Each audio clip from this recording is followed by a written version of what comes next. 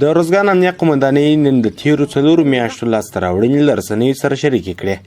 د یادې قومندانۍ مسؤلین وایي چې د بېلابېلو عملیاتو په نتیجه کې زرګونه کیلوګرام نشهیي توکي له لاسته راوړلو وروسته له منځه وړي. دوی زیاتوي د ګڼ شمېر وسلو او مهماتو لاسته راوړلو ترڅنګ یې د بېلابېلو جرمونو په تړاو 280 کسان نیولي دي. میاشتو په موده کې د بېلابېلو عملیاتو په پایله کې 15,222 کیلوګرام عمان نشهیي توکي له منځه وړي دي.